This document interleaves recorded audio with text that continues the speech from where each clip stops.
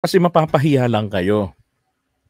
Kasi uh, nabalita na, nilik na nga ng kasi nang nagkakamali, March 7 pa lamang meron ng ano warrant of arrest kay Duterte. PBBM was so kind enough na hindi agad ito ini-implement. Hinintay nga lang po nila talaga yung red notice ng Interpol.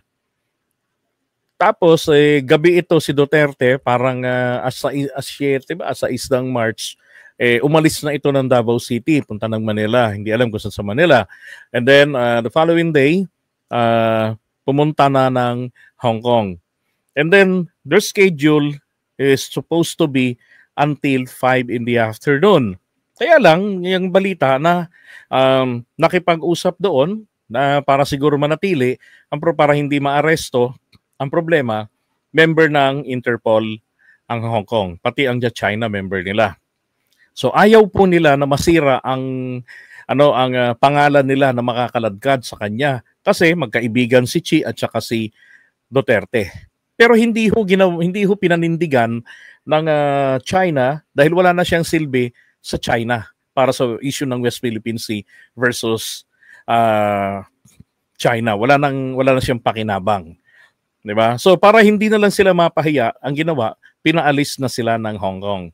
Etong mga anak niya ang nag-uwi sa kanya rito sa Pilipinas. Dapat ang ginawa ng mga anak niya, dinala siya sa bansa na hindi sakop, na hindi member ng Interpol.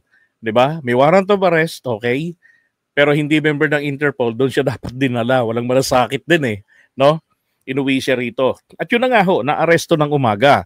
So buong maghapon napapanood nila ang tatay nila. So walang dahilan para mag-issue ang Korte Suprema ng writ of habeas corpus, yung bring the body. Kasi nga ang purpose noon ay para makita yung tao kung ano na ang kanyang kalagayan. Palalayain ito kung paglagpas ng reglementary period, yung turnaround time, let's say 72 hours, hindi nakasuhan, then pawalan nyo. Pero pwedeng extendable yan. Depende sa circumstances. 'Di ba? Kaya kahit ngayon mag-issue pa. Sabado na nga ang urgency nito. 'Di ba? Wala talaga. Hindi na po talaga ito basura na 'yan. Sasabihin na naman ng mga DDS, pangit ang sistema ng mga batas sa Pilipinas kasi hindi agad kumikilos ang Korte Suprema natin. Nagkakamali sila ron.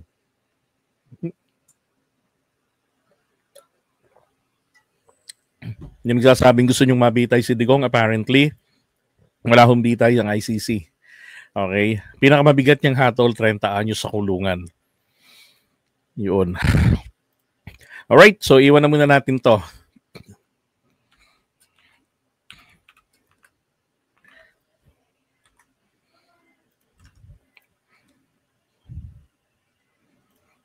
Grabe naman.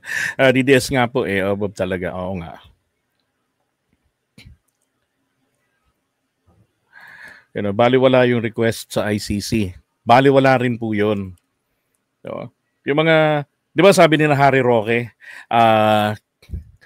pag dito, kasi galing-galingan si Harry Roque kahapon Diba? Feeling niya kapag siya na yung naging legal counsel ni Duterte, dadaanin niya na sa technicalities. Kaya ang ICC, hindi po sila ganun kapraning sa technicalities. Ayun nga lang na pinalilitaw nilang nakidnap Assuming na nakidnap, sabi nga nung retired ICC prosecutor. Diba? Nang sinabi nga niya, it doesn't matter for ICC. It doesn't matter to ICC the method how the accused was brought before him.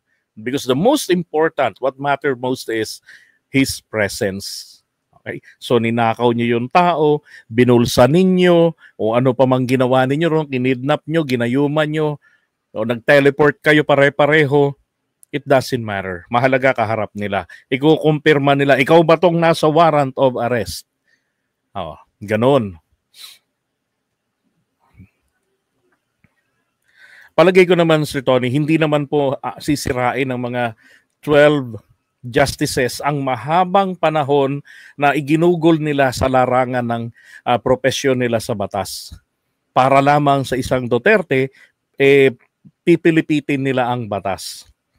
Diba? Malabo naman yun. Kasi sila magre-retiro eh. And after nilang mag-retire, ano pa ang career? Wala na. Diba? Ayaw nilang matandaan sila na meron tayong judge na hindi tama yung ginawang ganito na interpretation.